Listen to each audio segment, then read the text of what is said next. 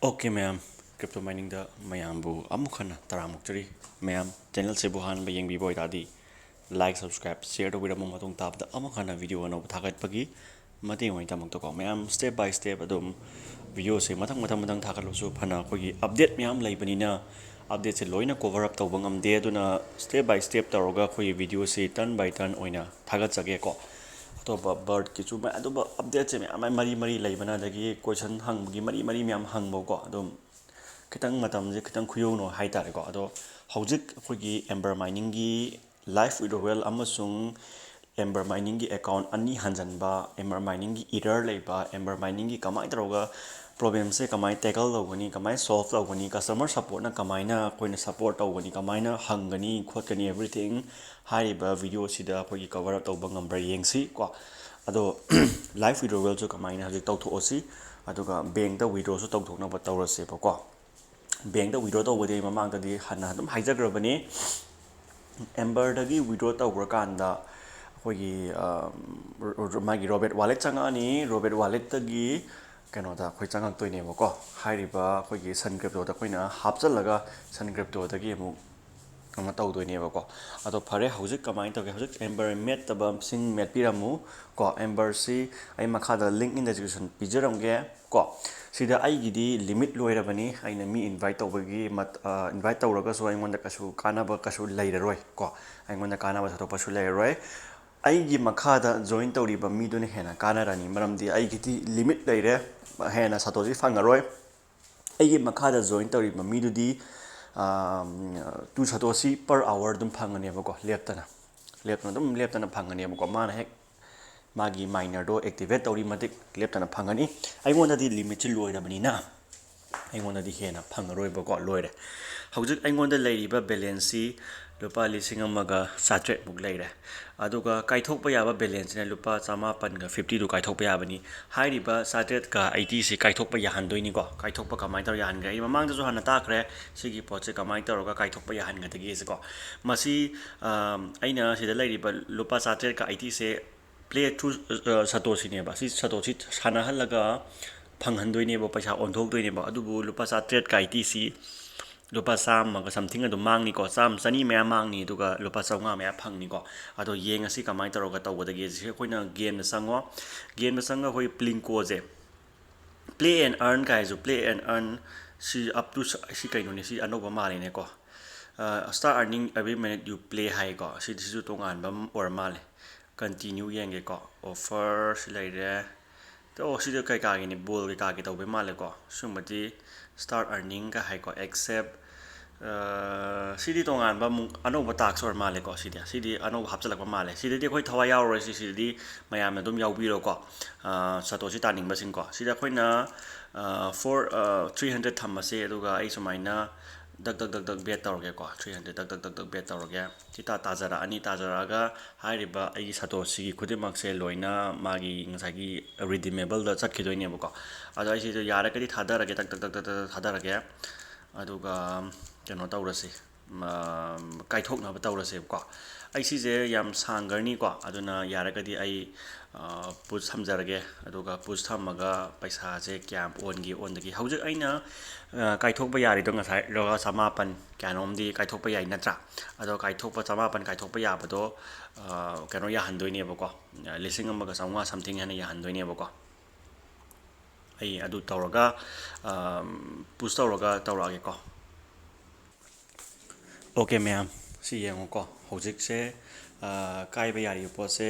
ꯑꯩꯅ ꯍꯥꯏꯗ꯭ꯔꯥ 100ꯒ 1,500ꯃꯨꯛ ꯃꯥꯡꯒꯗꯧꯕꯅꯤ ꯍꯥꯏꯕꯁꯦ ꯑꯗꯣ ꯈꯔ ꯃꯥꯡꯗ꯭ꯔꯦꯀꯣ ꯂꯨꯄꯥ 100 ꯃꯌꯥꯝꯗꯤ ꯈꯤꯇꯪ ꯃꯥꯡꯇꯛꯇꯤ ꯂꯩꯔꯦ ꯑꯗꯣ 100 ꯃꯌꯥꯃꯛꯇꯤ ꯑꯣꯏꯗ꯭ꯔꯦ ꯀꯣ ꯑꯗꯨꯒ ꯗꯥꯎ ꯌꯥꯗꯅ ꯀꯣ ꯈꯔ ꯑꯗꯨꯝ ꯂꯥꯏꯅ ꯆꯥꯟꯗꯅ ꯁꯨꯃꯥꯏꯅ ꯇꯧꯔꯦ 1,659 ꯑꯣꯏꯔꯦ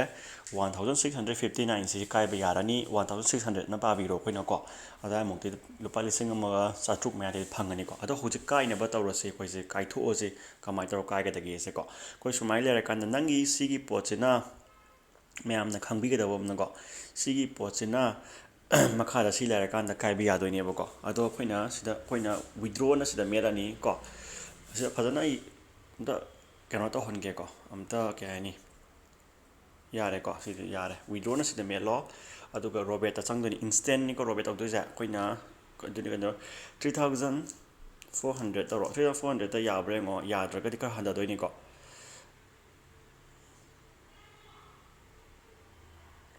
ꯈꯔ ꯍꯟꯊꯧꯑꯅ ꯍꯥꯏꯔꯦꯀꯣ ꯃꯥꯏꯁꯦ please try withdrawal 1300 to 1300 ꯒ 200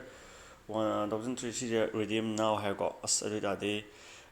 play bitcoin give for Ember estimate 2 hour ꯍꯥꯏꯁꯦ ꯍꯟꯊꯧ ꯍꯥꯏꯅꯦ ꯄꯤꯛꯅ ꯄꯤꯌꯨ ꯍꯥꯏꯅꯦ ꯃꯥꯏꯁꯦ ꯅꯍꯥꯟ withdraw ꯇꯧꯈꯤꯕꯒꯤꯅꯤꯀꯣ ꯄꯣꯠꯁꯦ 1300ꯒ ꯃꯥꯏꯗꯣ ꯀꯌꯥꯅꯣ 1300ꯒ ꯁꯤ ꯍꯥꯏꯕ ꯃꯥꯏꯁꯦ ꯑꯁ ꯁꯤꯗꯤ ꯐꯔꯛꯇꯤ ꯇꯥꯏꯌꯦ ꯃꯥꯏꯁꯦ ꯃꯥꯏꯁꯦ ꯃꯆꯦꯠ ꯃꯆꯦꯠ ꯀꯥꯏꯍꯟꯗꯣꯔꯤꯅꯦ ꯇꯧꯔꯤꯁꯦ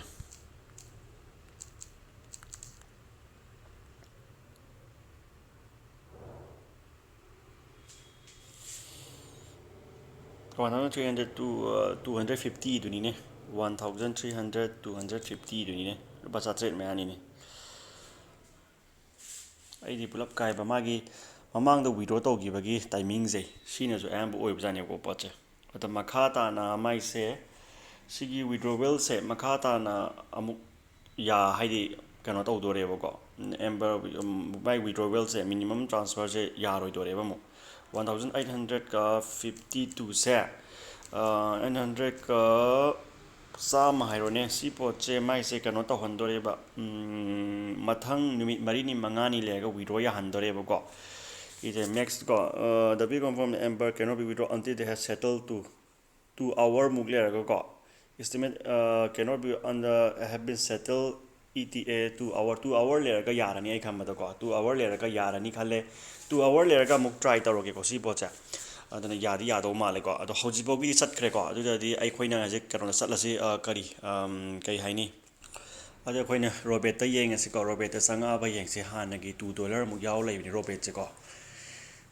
ꯆꯪꯉꯛꯑꯦꯀꯣ $10.45 ꯆꯪꯉꯛꯑꯦ $10.45 ꯑꯗꯨ ꯇꯥꯔꯗꯤ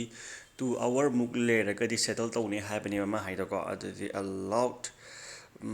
ꯁꯤ ꯂꯩꯔꯦꯀꯣ 2 hourꯗ $10.45 ꯀꯣ $10.45ꯅꯦ ꯁꯤꯗꯒꯤ $10.45 ꯑꯣꯏꯔꯒꯗꯤ ꯂꯨꯄꯥ 700 ꯀꯣ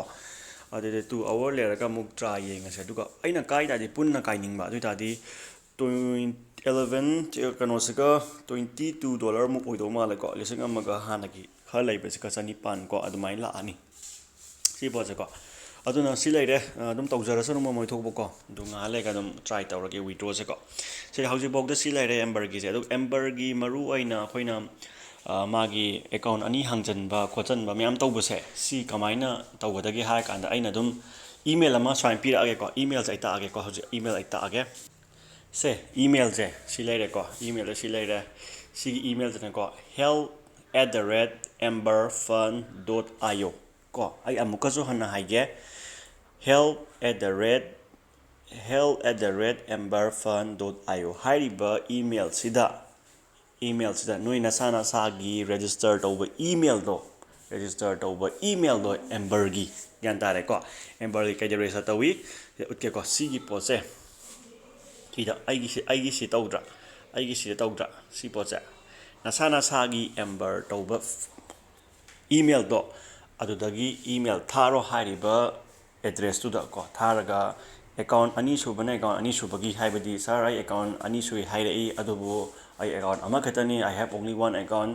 ꯑꯗꯨ ꯁꯨꯃꯥꯏꯅ ꯁ꯭ꯀ꯭ꯔꯤꯟ ꯁꯣꯠꯇꯣ ꯅꯪꯅ ꯁꯦꯞ ꯇꯧꯁꯟꯕꯤꯔꯣ ꯍꯥꯏꯕꯗꯤ ꯃꯣꯏꯅ ꯁꯨꯃꯥꯏꯅ ꯊꯥꯔꯛꯑꯦ ꯑꯦꯀꯥꯎꯟ 2 ꯁꯨꯏꯗ ꯍꯥꯏꯔꯛꯄꯗꯣ ꯀꯣ ꯑꯗꯨꯒꯤ ꯄꯣꯠꯇꯣ ꯅꯪꯅ ꯊꯥꯖꯜꯂꯣ ꯃꯣꯏꯗꯀꯣ ꯑꯗꯨꯒ within 2 hour 3 hour ꯃꯇꯨꯡꯗ ꯃꯣꯏꯅ ꯔꯦꯁꯄꯣꯟꯁ ꯄꯤꯔꯛꯑꯅꯤ ꯑꯗꯨꯒ ꯅꯣꯏꯒ ꯃꯣꯏꯒ ꯋꯥꯔꯤ ꯁꯥꯟꯅꯕꯩ ꯇꯥꯟꯖꯥ ꯍꯥꯏꯕꯗꯤ ꯃꯦꯁꯦꯖꯀꯤ ꯊ꯭ꯔꯨꯗꯒꯤ ꯏꯃꯦꯜꯗꯀꯣ ꯃꯦꯁꯦꯖ ꯊ꯭ꯔꯨꯗꯒꯤ ꯂꯣꯏ ꯐꯪꯒꯅꯤ ꯑꯗꯨꯒ ꯅꯪꯅ ꯍꯥꯏꯅꯤꯡꯕ ꯑꯦꯅꯤ ꯄ꯭ꯔꯣꯕ꯭ꯂꯦꯝ ꯂꯩꯕ ꯀꯔꯤ ꯀꯔꯥ ꯂꯣꯏꯅ ꯍꯥꯏꯔꯣ ꯗꯤꯁꯀꯁꯟ ꯇꯧꯔꯣ ꯃꯣꯏꯒ ꯇꯥꯟꯅꯔꯀꯥꯟꯗ ꯅꯪꯒꯤ ꯁꯣꯜꯞ ꯇꯧꯕ ꯉꯝꯅꯦꯕꯀꯣ ꯑꯗꯨꯒ ꯃꯔꯨ ꯑꯣꯏꯕ ꯑꯃꯒ ꯄꯩꯁꯥ ꯄꯦꯟꯗꯤꯡ ꯂꯩꯕ ꯍꯥꯏꯕꯗꯤ ꯄꯩꯁꯥ ꯀꯥꯏꯊꯣꯛꯈ꯭ꯔꯒ ꯅꯪꯒꯤ ꯔꯣꯕꯦꯠ ꯑꯦꯀꯥꯎꯟ ꯆꯪꯉꯛꯇꯕꯒꯨꯝꯕꯁꯦ ꯁꯤ ꯆꯪꯉꯛꯇ꯭ꯔꯒꯨꯝꯕꯁꯦ ꯅꯪꯅ ꯁ꯭ꯀ꯭ꯔꯤꯟꯁꯣꯠ ꯊꯥꯔꯛꯑꯣ ꯍꯥꯏꯅꯦꯕꯀꯣ ꯁ꯭ꯀ꯭ꯔꯤꯟꯁꯣꯠꯇꯤ ꯀꯃꯥꯏꯅ ꯊꯥꯅꯤ ꯍꯥꯏ ꯃꯇꯝꯗ ꯅꯪꯒꯤ ꯁꯤꯒꯤ ꯑꯦꯝꯕꯔꯒꯤ ꯁꯤ ꯄꯣꯠꯁꯦ ꯅꯪꯅ ꯀꯥꯏꯊꯣꯛꯈꯤꯕꯒꯤ ꯀꯩ ꯍꯥꯏꯇꯥꯔꯦꯅꯦ ꯁꯤ ꯋꯤꯗ꯭ꯔꯣ ꯇꯧꯈꯤꯕꯒꯤ ꯁꯤꯒꯤ ꯄꯣꯠꯁꯦ ꯁꯨꯃꯥꯏꯅ ꯋꯤꯗ꯭ꯔꯣ ꯇꯧꯈꯤꯕꯒꯤ ꯁꯤꯒꯤ ꯄꯣꯠꯁꯦ ꯅꯪꯅ ꯁ꯭ꯀ꯭ꯔꯤꯟꯁꯣꯠ ꯊꯥꯔꯣ ꯑꯗꯨꯒ ꯑꯦꯝꯕꯔꯒꯤ ꯍꯧꯖꯤꯛꯀꯤ ꯃꯣꯏꯒꯤ ꯍꯦꯜꯞ IOꯗ ꯊꯥꯔꯣ ꯑꯗꯨꯒ ꯃꯣꯏꯅ within 1 or 2 days or 1 or 2 hour mang response am pirakani akoi yam thuna kano tarokige aduga within our 1 or 2 days adum nang pakhom pirakpani ko aduga adum when help larokani any problem laiba any account ani hanjanba yadaba khotaba password mangba kari kra loin hangba yarani da ko ada tharo adu ka nangi loina problem solve tawgani aduna tana atoba way laite ko Ember gide si katani Ember gide yam legit oba potne paisa je noi akoi punna tamina sa havani mai ko adu makhada link in the description makhada pijaram ge join doksan biramo ai bonus on lawjaro mayam ko ai gidi bonus full loigre upai laite aduna mayam do on lawbiro lawraga akoi mayam punna paisa tamina si mayam good night ngasi gidi horen video no thakat pam ngai mina si mayam thank you and good night